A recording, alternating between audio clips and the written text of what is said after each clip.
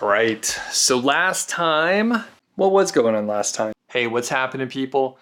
I'm having some tea right now. It's like some herbal ginger tea because I woke up today and I felt like I had like 15 beers or something last night, but I didn't. I only had like one beer, but I actually ate like pretty unhealthy food, like a double cheeseburger and some nachos and some other stuff. Actually, and I didn't feel that great. So I don't know what the deal was. It could have been like some light food poisoning, or maybe I just got a cold. I have no idea. But this ginger tea is helping me pull through, and I have my very cool Bozeman cup here, even though we're now located in the great state of Colorado. All right, let's move on. In this episode, I talked to Ron Stefanski of the 1 Hour Professor, and if you are just catching up, I actually did a full interview with him in a recent episode, so you should check that out beforehand. But in this episode, Ron and I just kind of shoot the shit. We answer questions that you sent in. We actually give you a shout out. So if you put in a question a couple weeks ago, you should definitely check out the whole episode. And we kind of ramble on a little bit. It's kind of a behind the scenes look of the kind of stuff that Ron and I talk about anyway. It's just a little bit structured in the form of questions and our answers. So I hope you enjoy it. Now, before I send it over, I want to mention that if you're new to the channel, I appreciate you checking out this video.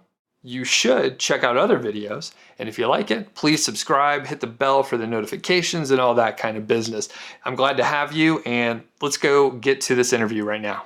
All right, what's going on? I'm back with Ron, and we are doing the Q&A. How's it going today, Ron? It's going good. I can't complain, Doug. I cannot complain.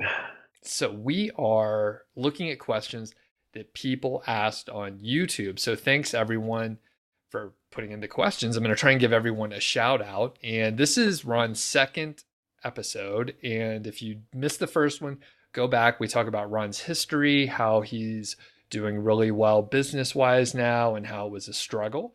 And I won't try to summarize it because I think we did a good job earlier in the other episode. So, first question from Victoria Turner. And this is around a recent Google update. So at the time that we're recording this, there was a recent Google update in, I would say, mid-March of 2019. And depending on when you're listening to it, there could have been another update because these updates come all the time. Victoria says, how would you recover from the new Google update? My traffic dropped by 50% and it's not improving. Do you have any tips for coping with Google algorithm updates? So you want me to answer that first here, or are you going to chime in? Oh, you go ahead. You go first because you have some relevant stuff. I mean, can you share what was going on with you? Yeah. So actually, in the last episode, I had talked about how I created a website around, let's call it databases, and I kind of created it. And I think that Google actually kind of categorized me as a directory in a way, my whole website, which was a huge problem. So what I had done, and honestly, the verdict is still out. I can't say that I've seen like a huge improvement with my changes yet, but I have seen some positive movement. With my issue, it was that I had directory type pages. So what I had done is I had actually no followed, no indexed all those pages. I added tags to basically tell search engines, hey, don't follow this page. Don't look at this from an SEO perspective, right? It's a piece of content, but don't really look at it from that perspective. I don't even want it to be indexed. I did that in an effort, and the reason why I did it was to show Google, hey, this isn't actually my core focus. This directory stuff isn't my core focus. My core focus is the other content that I have.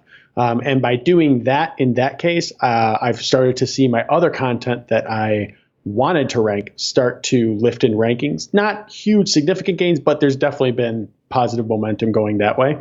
But in terms of like Google updates are they're brutal. They really, like, I don't even know what else to say about them. If you're caught up in a Google update, it's really, really hard nowadays because it's all conjecture. It's all people saying, I think that, and nobody necessarily 100% knows. But my biggest thing with this update, I was hit with the exact same one, Victoria, that you're talking about on this website that I'm referring to. I was hit with that update. And I, at that time, focused when I hit that update, it was kind of like it let all the steam out of my balloon. Like everything was gone because I was like, man, this just, because it wasn't even ranking for the right stuff anyway. And then that happened. So I pulled all those down. But if you're in a situation where you're hit by a Google update, my biggest piece of advice is read all day and try to find all the different sources and all of their advice.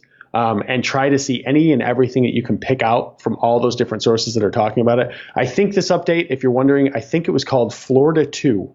I think what was the name of this update, I believe. I have no idea where that name came from, but I believe that this is called the Florida 2 update.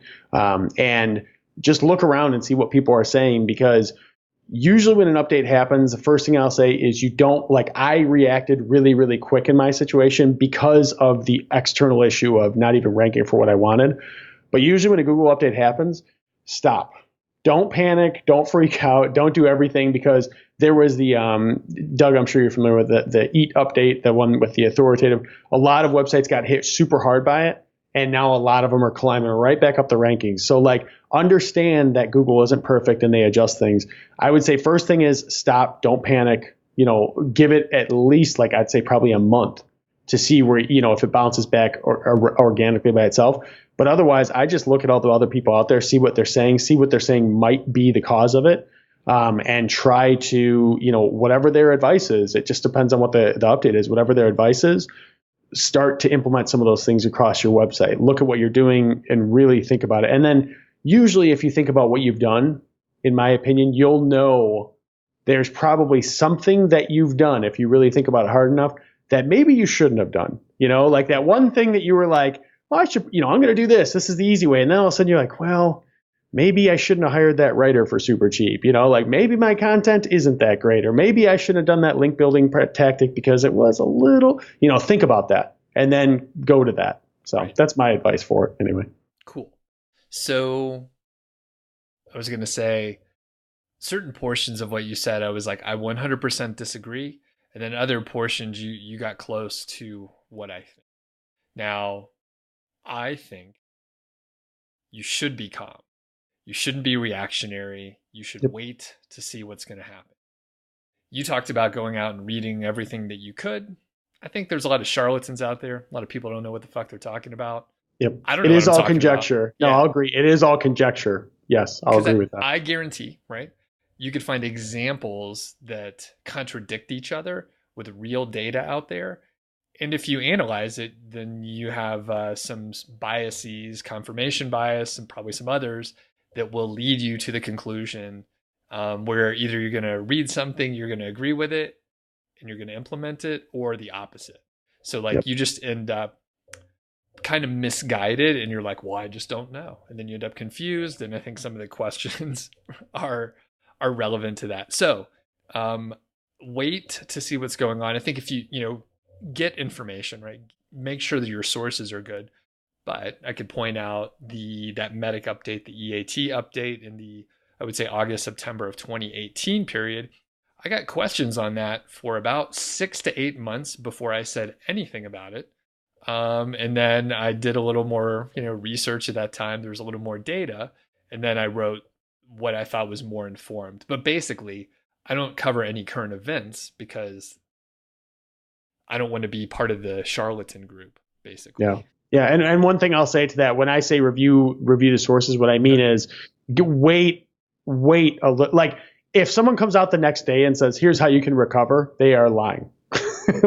I'm sorry. They're just it could be one website recovered with certain things. So what I meant is wait a little bit of time. To be clear, you always have to wait at least a month, and it could be longer for sure, but always wait a little bit of time and then look. And you actually mentioned a really good point. Whenever you're talking or reading anything, look for data.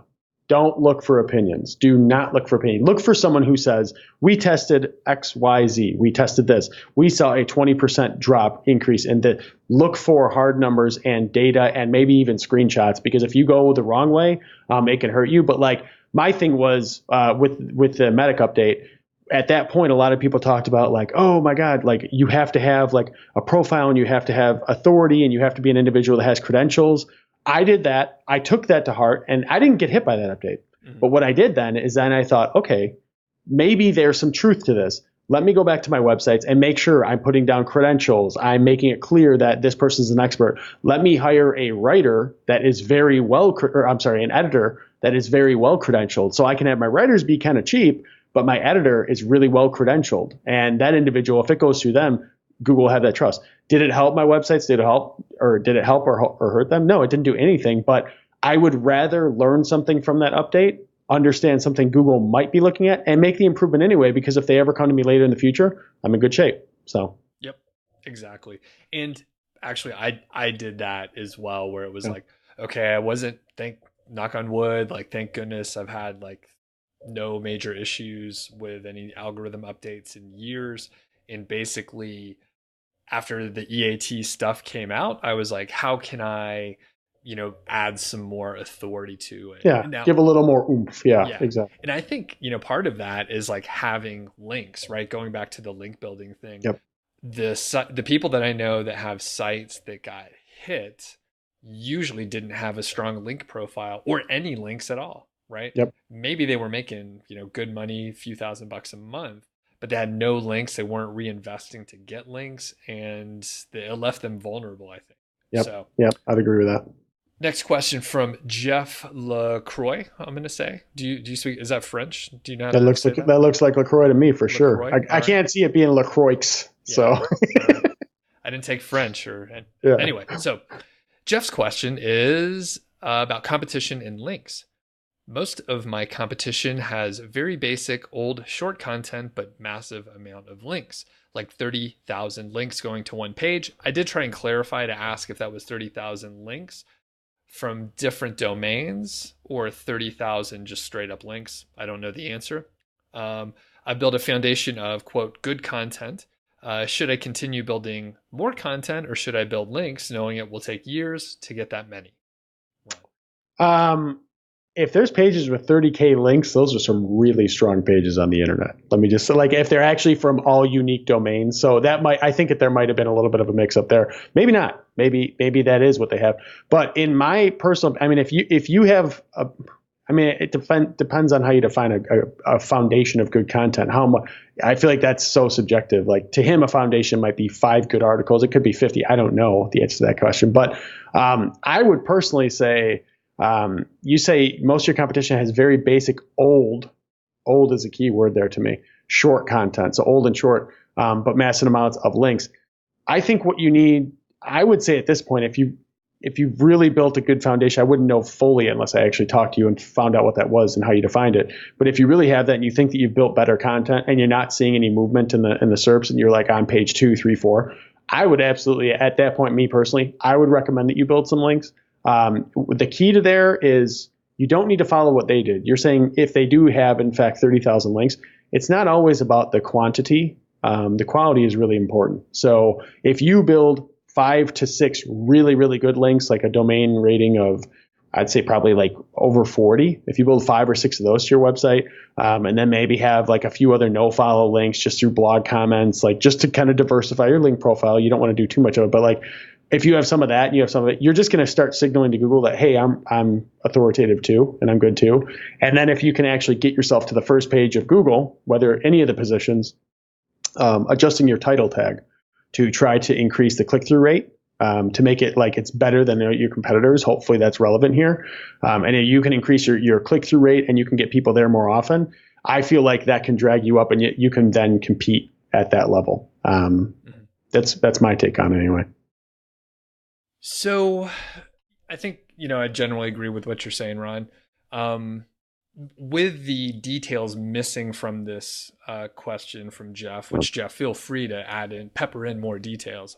I think Ron likes acting like he knows what he's talking about here. Just been messing with you, Ron, there. But I like guessing. Yeah. So I would say, and I don't know about Jeff's experience, I would say you should pause on that site potentially and find something a little less competitive. If you are just getting started, I don't recommend that you try to go and compete with what seems to be a very competitive like website. And I think you can grow into it. chances are you could probably find like some keywords or a pocket in that general niche that you'd be able to, make your space in.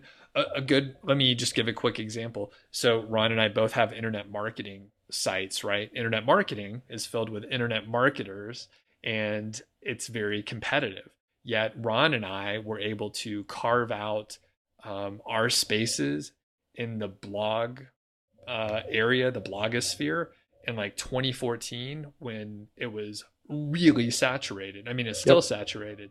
Everything's saturated, everything's competitive, but Ron and I focused on like narrow little pockets of internet marketing, thus being able to build an audience. We showed up every day and all that stuff. So I'm not saying you can't do it, Jeff, but there's probably an easier way. And there's probably a better way than like, all right, I'm going to go up against Goliath here because it's just not the best. It's not the best way to do it. To piggyback off of that, Doug, I still avoid Goliath as much as I can. I just like, why go against, yes, there can be some bigger gains there if you can beat them. But especially if you're new, you bring up a good point, especially if you're new, that is like an insurmountable challenge. Like that is going to be really difficult. So I think with this, I just think we need more background data. I don't know, you know what I mean? Like that whole question, like, maybe not, it just depends on the situation. I agree with you fully. Cool.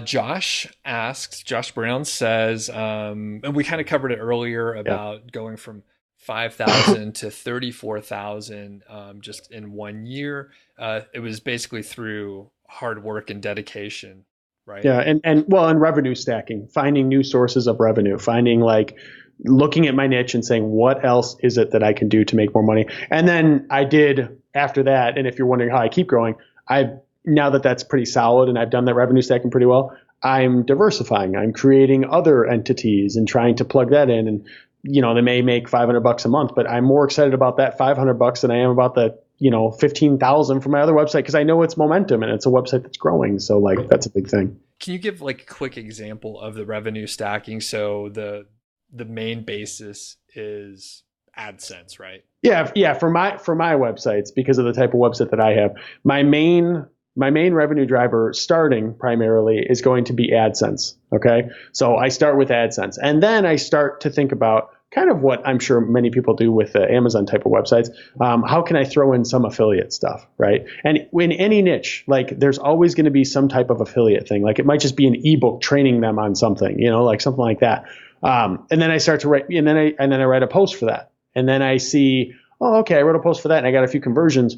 There's a little bit of something else here that I might be able to do, and then I look for services that will also serve the niche. In my particular situation, I'm in the employment niche. So when it comes to the employment niche, you can think about resume writing services, is a big thing, things like that, to where you think about doing it. And then I create the content. And then if it works, I'm like, oh, okay. And then I create 30 or 40 more pieces of content similar that focus a little bit on a different keyword in that area. And now I'm getting all that revenue from that source too. So affiliate, and then, other revenue stacking that I've done. I have done physical products a little bit, very little bit. That worked pretty well, but that's a whole different beast.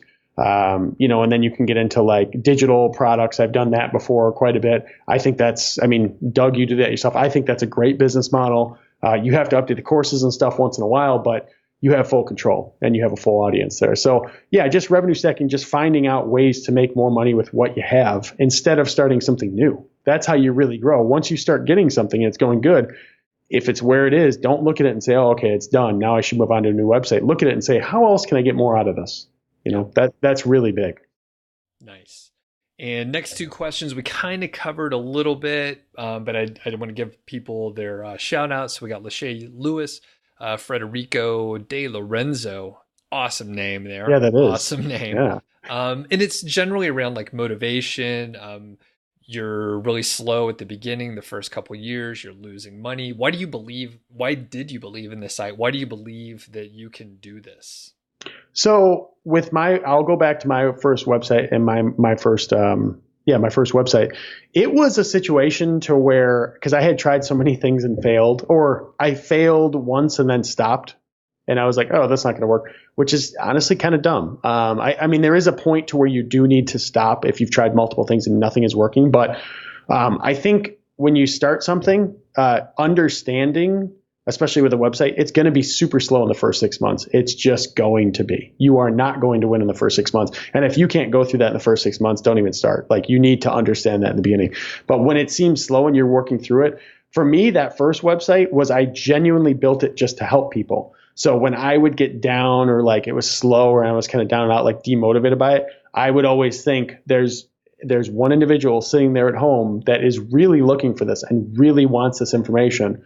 I need to do it for them. And like, not to be like sappy, but that's like how I really got with that website. Now, any day I was like not feeling like it was like, someone really needs this, like, stop being lazy. And I really use that. And that motivated me really well. But just knowing that, after a certain amount of time, you're going to start seeing that momentum. And when you see that momentum, that's the time to light that fire, and like really, really go. But just knowing that it's going to be slow, understanding that. So. Mm-hmm. And you know what? I actually recorded a podcast episode in preparation to talking with you. And I was like, I actually had the epiphany that like I get sorry. Oh boy, he's getting angry, folks. I have to talk with my other hand here. Yeah, no, I do the same. I'm like trying to avoid it. So basically, like, I am fairly well self-motivated, just in general. But I mean, I had a full-time job. I was doing the stuff that you were talking about as well, waking up early, putting the time in, working weekends. I was obsessed, and I find that I got obsessed, and I was more interested in the systems and doing the work. So obsession, doing systems, tracking those, what we call leading indicators, not the lagging indicators, which the lagging indicators are important, right? That's revenue and traffic, but the leading indicators are like, maybe the quality of the keywords, the amount of content you're pushing out. So my question to you, Ron, because I speculated that perhaps you get obsessed with things, and you are a bulldog, and you're stubborn. Yep. I know that you're stubborn. And you're like, I'm going to figure this out. If somebody tells you, hey, I don't think that's very easy, maybe it's a bad idea, you're like, how can I prove them wrong? It's never easy. Yeah. So what's your deal? 100% agree. I would categorize myself as hyper competitive. I grew up with two older brothers. Everything I do I just love competition. I don't shy away from it. I run towards it. That's just how I'm built. But I think that you brought up a really good point in saying that you became obsessed. Like, have you ever sat in bed for an hour after you're supposed to go to bed and your head is just racing and you cannot turn it off? Like, have you had that before? Okay. Like all the time, like 3 times a week. Yeah. So like, I will say now that I'm more experienced in where I am, I'm more calm about it. And I'm like, I'll just write up my to-do list and I will get to it tomorrow. And I know I can sleep. But like in the beginning, oh my God, I was listening to podcasts constantly. And I mean that constantly, every second I could. I was just getting everything. And I knew it was time to stop listening to them and take action when I would I'd listen to a podcast, whoever it would be. I listened to a bunch of different ones and they'd be talking about it. And like, I'm obsessed where I always listen to internet marketing stuff and all that. I would know the answer before the host would say it. I would think in my head, he's going to say blah, blah, blah. And they'd say it. And then like, I got like 3 or 4 episodes deep and I was like, I have to just take action. So yeah, I'm super competitive, super motivated. Just in general, I've always kind of been that way, and I built the way. I didn't know that you got the obsessive thing. That actually makes me feel better, because there was times when my wife was like, "Chill, dude. Like, like, you need to relax. Like, that's a great idea, but get some sleep. Relax." I can't sleep. Like, I just will sit there and work. But it happens less now. Not because I don't get as excited, but because I've been in it long enough that I understand this idea that I have right this second. I should sit on it for a week. I should really think about it. I should take a step back, So yeah, but I am absolutely a bulldog when it comes to that. I look at SERPs and I don't see other websites. I see like, these are my competitors. I must crush them. Like, that's just how I am. And sometimes it works, sometimes it doesn't. I've been crushed before too, but just that competitive drive is a big part for sure. Very cool. All right, jumping into some tactical things. How do you optimize the websites to maximize, quote, ad revenue? That's an interesting one. Yeah, that's an interesting one. There is, and I hate to say it, but there is a lot of testing there. I don't think that there's a necessarily like one thing that I can say that would be like, oh, that's the secret. That's the secret thing that I didn't know. What I will say is like, you need to test, and then I always do just the responsive ads. So Google AdSense, for those who aren't really all that familiar with it, you just put basically a piece of, you copy like a piece of HTML code, you put it into your website, you paste it in there, you press submit, and then Google will serve the ads for you, right? That's the beauty of it. When you put in a responsive ad code, what it does is it will understand whether that's a desktop or a mobile device, and it will actually optimize the ad for that size screen. So that's actually really big in the beginning. I did that. And then what I also did is after I did that, I would look, because they have reporting in there, I would look at what certain ad sizes paid out the most. So like this one ad size, call it 728 by 90. This particular ad size only pays 15 cents per click. But then you have another ad size of 300 by 250 that pays $1 per click, right? I would look at that. Over time, you have to have a decent sample of time, data and everything and page views to come to this conclusion, like, thousands, like 10,000 maybe impressions. But when you get to something like that, then you can say, okay, let's pull down the mobile responsive one and let's put up the one that is making $1 per click versus 10 cents. And I think that was a big thing that I did. And then also I use AdSense, but then I also use media.net. In certain places, and I always test them against each other. I found in some niches, AdSense pays more. In some niches, media.net pays more. And then the other thing is they have a thing called link units. So this is tough. It's counterintuitive. So what this is basically you'll put the ad onto your website, and there will be buttons that will say something relevant to the page. Let's use Security Guard Training HQ as an example again. So with that, you put it up there and it would say Security Guard Training Centers, Security Guard Job, Security, all these different things. The thing about that is that with the link ad units, the person has to click once into that link ad unit. You're not getting paid yet. They click once, it brings them to a page which has search results. On that second click is actually when you get paid. But what I found is sometimes that actually will pay more than a simple click on a regular sized ad. So you really do have to test, and you have to give enough sample size of data to understand it. Truth be told, I don't know that I'm perfect, right? I don't know that I've done it absolutely best, but what I will say is I'm sure people might be familiar with like AdThrive or whatever, which is a network that will essentially do this for you, and they'll do some of the testing and try to maximize your revenue.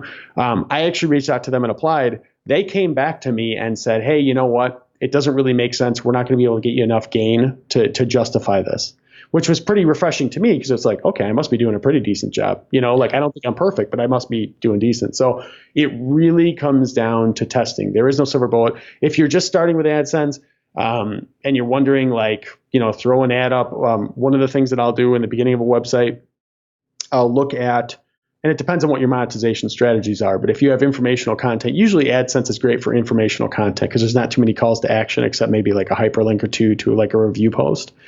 But with that, like AdSense, I will look at like the top 10 pages, the pair two principle. I'll look at the top 10 pages, find the ones that are getting significant amount of traffic. And then I'll say, okay, maybe I should just throw an ad onto one or two of these, right? And then there's I won't get into this, but there's a plugin called Ad Inserter, which is free, and it is amazing what it can do. But you can actually make it so that, you test and maybe see, okay, does AdSense make sense for this website? If it does, you can basically use Ad Inserter and say, okay, after the first paragraph of every single blog post, throw in one ad from Google AdSense, but the article has to have a minimum of 750 words. Like there's a bunch of different things that you can do there. But that will actually roll it out, site-wide super quick. Don't do what I do in the beginning, which is hiring a VA to copy and paste AdSense code into every single page. Yes, I did that. Don't do that. Use Ad Inserter instead if you get to that point. So nice. Very good. And one thing I'll add, I don't have experience with ad revenue maximization or optimizing, but a lot of times I hear a similar question and the answer is you don't have enough traffic yet. Like don't try to optimize. Huge part of that problem. If you're not ready yet, like optimizing on 100 visitors per day doesn't make sense. You need more traffic. Yep. You need to get way more traffic before you should even care. Because let's say you could increase your revenue by 300% or something like that. I mean, then you're going from like $10 a day to like $30 a day. Like, yeah, who cares? Okay. Yeah. And that was from Eric's Life. Thank you for that. And I see we need to keep moving here. So John Buckley asks, he's one of your students from Udemy. And Oh, that's John good. says, are all the income reports related to affiliate marketing? And what stage did you give up your full-time job? Yeah, my income reports. I mean, I really only, I don't actually know when I created my one website that's mostly focused on affiliate. I stayed away from affiliate. I Yeah. focused on authority and informational for a very long time.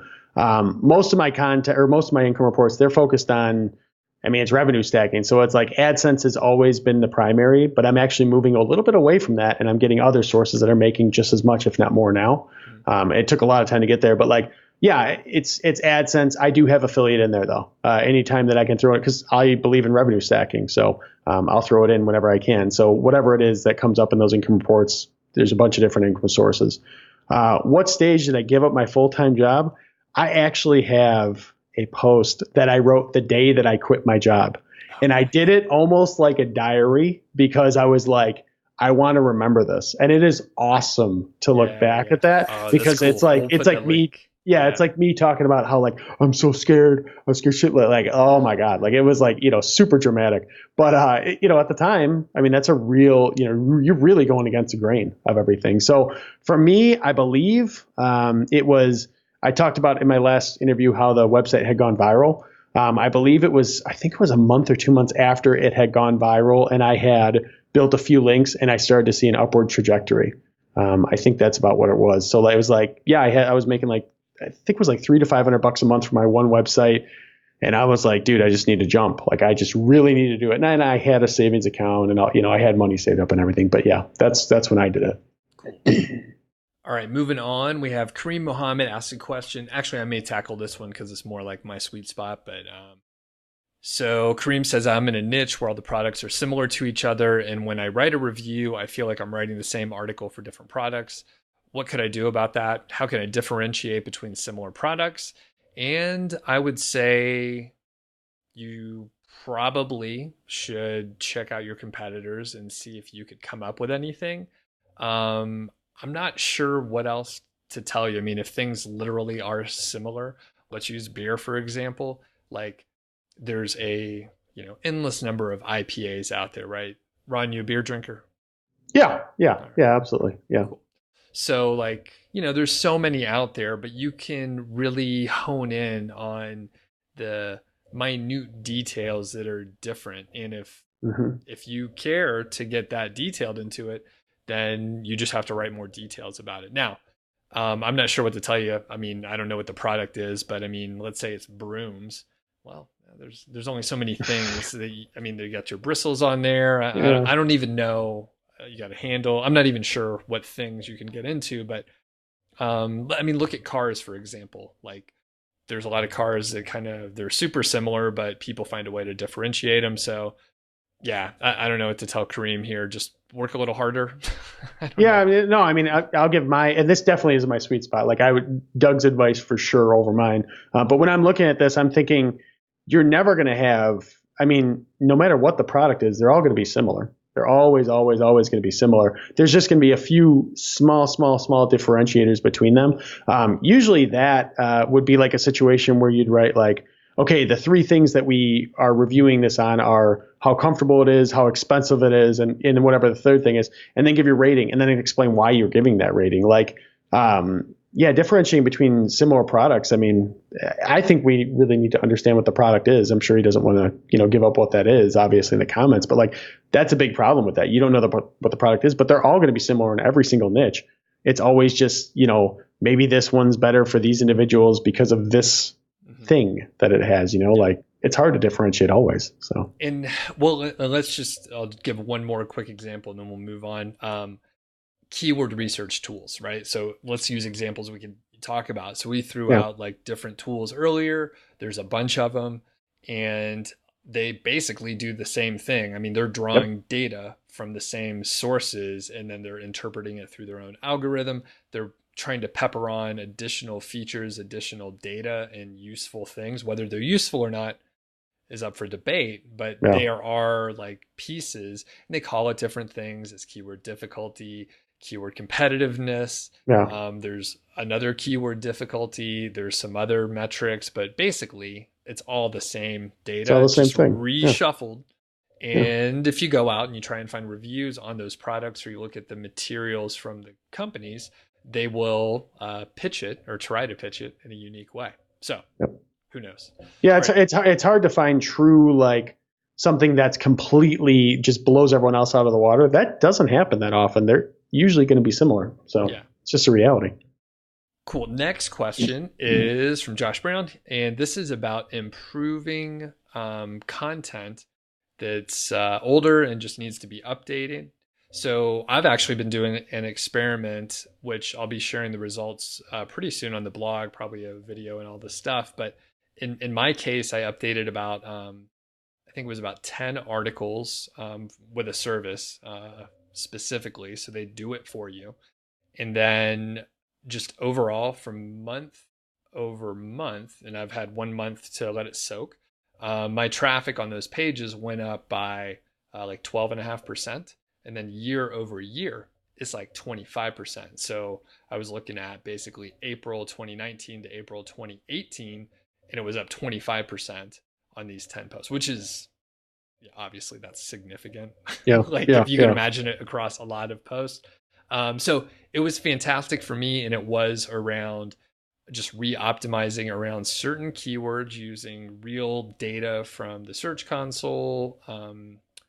Market Muse was actually a big tool that they used, and I'll share all the details, but paragraphs were added, headers were updated, and that sort of thing. So Ron, what did you do with your update of content? So mine was a similar experience. I actually don't know what the increase was on those specific pages, but in my situation, I can tell you that it was big increases. Like, that's all I can tell you. It was bigly. But yeah, no, like, it was big increases. I would say, I mean, looking at my overall traffic trends on my website since I did it went up about 15 to 16%, my whole website.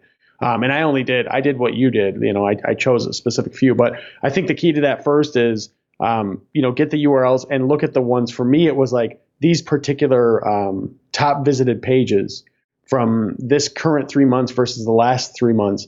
Those are losing traffic, right? And they've lost position. Maybe they were ranked number one, maybe they're now down to 3.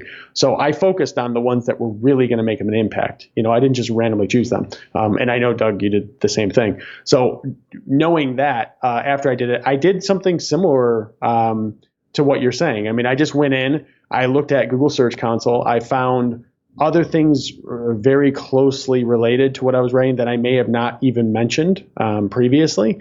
And I plugged those into the actual content to have those there. I added the header, I added a few paragraphs. I had just adjusted it, looked if there's anything that's like, okay, that was kind of probably shouldn't have been there in the first place. Like I trimmed the fat. I just added it and made it more beefy. I always looked at, like, if I was getting outranked, I looked at the 1, 2, 3 top rankings, and I saw, what is it that they have that I don't have? Why are they getting ranked ahead of me? And then I just made sure that I added something that was similar to that, but better. I always try to outdo them. So I did that. And then what I also did, which I don't even know if this is the right way, but I'll tell you what I did, is I went in, when I was in WordPress, I changed the publish date. And the thing is here, you have to do significant revisions on your content. You can't just go in and do this. But what I did is I did the significant revisions, which was a lot of different things, and really make the article better. And then I changed the publish date to that day. And then I pressed OK, and I republished it for that day. That's big because Google sees that as they like more updated content. They always do. I mean, that's just proven in their algorithm right now anyway, that's one of the ranking factors. So recency is a big thing. So when I did that, I then took it and resubmitted it to Google Search Console. And then I saw really quick, like usually within 24 hours, I climbed right back up the SERPs, was on the number 1 spot. But the key to that is, like I said, you can't, if anybody is thinking, well, I'm just going to change the article or the dates that I publish these and republish them and resubmit in Google, that doesn't work. I know that doesn't work. So don't try that. You really have to make the revisions. So. Yep. And I've tried that too, because every now and then, like we were talking about, like reading what people do. And then you're like, oh, I could just refresh the date. Yep. Well, if you just refresh the date, it's not going to work. You got to. I know. Yeah, I know it doesn't work because I tried it too. So. We're all for hard work, but we're also like, all right, if I can get away with this, do like just a little easier. Yeah. Okay. So And like I mentioned, Josh, I will be sharing my whole case study and like how I went about this. But yeah, I think it's a no-brainer if you have a site and you're getting some traffic. Like this is a classic way. It's classic old school SEO. Go back and look at the data from the Search Console and then use the data that you have. Yeah. And anybody that I will say, anybody that's listening to this and is like, I fought you guys. I fought this for, I think 3 or 4 months. I fought this month after month. I was like, I don't want to. I finally caved and did it. And I wish I did it earlier. The results have been Huge. really, really good. They've been really good. Same here. All right, we're wrapping it up. So we're getting close to the end. We have Siegfried says this, a couple questions that I think we kind of already answered. So what affiliate programs? So you're basically using AdSense and media.net, and you will explore anything else that is relevant for your audience. Yeah. Okay. And then how many articles are on the top earning site? That's about 1,800, and that is about 1,000 words per article on average. Yeah, roughly. Some of them that need longer, absolutely have them be longer. But if it's like a question type of post, 750 to 1,000 ish, definitely more closer to the 1,000 for the most part. Like 750, I'm like, eh. But if it, but yeah, whatever is needed. But usually for me in those posts, yeah, right around there. What's the minimum local monthly search volume that you would consider before writing an article? Now, you didn't answer this before, but I'm going to guess the answer is 0 if it's a relevant article for your audience. Yeah, it depends. So when you're first starting out, when I was first starting out my big website, or my most successful website, I should say, I absolutely would go after the things that were low competition and had some decent search keyword volume. Like I would get like 50 to 100 somewhere in there, trying really hard. But what I found over time was that eventually it gets to the point to where, hey, guess what? You've written all of those. Now what? And basically, yeah, I'll use like Keyword Shitter as a tool. If I find a question, it may say 0, it may show up as NA, but I know that my audience needs it. So I'll just create it. And sometimes those do really well. Like those keyword tools out there, they're helpful and they give you some guidelines, but like, yeah, I would not shy away from, if you know that your audience needs it and there's a question, like I wouldn't only focus on that. I would definitely look at the other stuff and go there first. But if you get to the point to where you're kind of saturating stuff, definitely still write that other stuff. It absolutely helps 100%. So yeah, I go all the way down to 0 to answer the question. So nice. All right, last question from Amar Not Ready. And do you want to try to pronounce the name? We apologize. We don't know. Yeah, no, it's a tough one. Armanad Reddy Avuduri, maybe. Nice. Something like. Anyway, go ahead. Very good. Okay, so this question's a little loose. I'm not sure if it's a lot of statements, not much of a question. So I have sound knowledge on mobiles and laptops, but competition is very high. So is it worth it to create a niche site based on mobile devices and laptops? I want to create a mobile buying guide. So how would you respond to someone who's like, I have some interest, I want to do a thing, but I'm not sure? My take on it, and you can give yours after. My take on this, technology is brutally competitive. Technology is also, like affiliate wise, I believe one of the lower revenue, type of situations that you're going to get into in terms of actually making money with it. But that's where your expertise is. So I would say maybe look at this. My take on it, I would say maybe look at this. You said that you're interested in mobiles and laptops. Maybe niche down into mobiles and laptops. Maybe focus on a specific brand or something like that to do it. Personally, if you can find another topic that is less competitive and has less huge players in it, I would point you that way 100%. But if you're absolutely stuck on mobiles and laptops and like technology in general, you could do it, but you're definitely going to have to niche down, and you're going to niche down, and you're going to get to a point, even when you niche down, that you're probably going to have a website that it's going to have a ceiling. It's not going to be a huge website ever, but maybe you can dominate that particular area or niche of mobiles and laptops, that segmented down niche. But yeah, I personally would kind of stay away from that. Like we said, David and Goliath, you've got a lot of Goliaths there. I would personally stay away from it. Doug, what's your take? Yeah, generally so. I think there's a couple issues and some subtext in this question. So if I'll refer to him as Reddy because that's the Yeah. shortest name that I know how to pronounce there. So Reddy, um, if you are super passionate about the topic, then you can do it. Like basically anything's possible. Like the barrier to entry is low, and it means that you can do it. You can compete with those Goliaths if you want to, but you also have to have the longevity, the stamina to stick with it for long enough.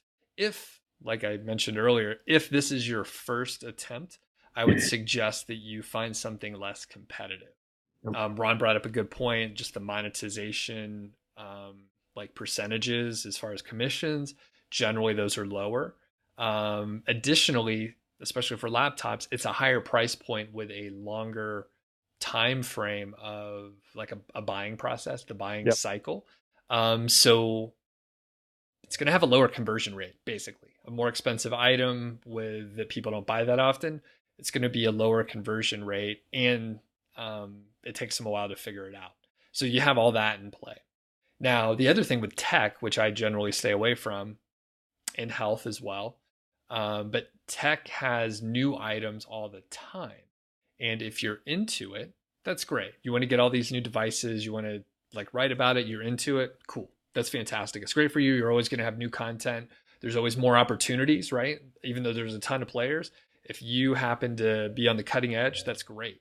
However, if you want to, be lazy like Ron and I, then that Absolutely. means you need to find a niche where you don't have to update new products all the time, Yep. right? Like that is key. That is a key thing for me. I don't want to be strapped. 1,000% agree with you. I Yeah, like passive. I like evergreen passive content. I create it once. Maybe I got to revise it once or twice, but yeah, that's a good point with technology. You're always changing things, and like software, I know I had some of that stuff. That's the pain. You're always revising. So right, right. And I mean, I think we'll have to save it for another conversation. But I was going to say like, oh, a software product, right? My background is in software. Like mhm. I haven't coded in years, but I understand things, right? And then I was a software project manager. Like it totally makes sense for me to come up with a software product to sell it and blah blah blah. But then it is potentially, doesn't have to be, but generally software is going to be like way more hands-on. You have Yep. customer support, you have constant updates, you have bugs. Let's say I want to do a WordPress plugin, right? Would be a perfect match for like the kind of content that I have.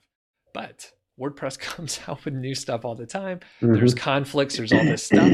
And generally I want something where it's mostly evergreen. It's mostly going to be okay. Yep. Hence, if you got these new products coming out all the time, it's just a constant battle of updating it.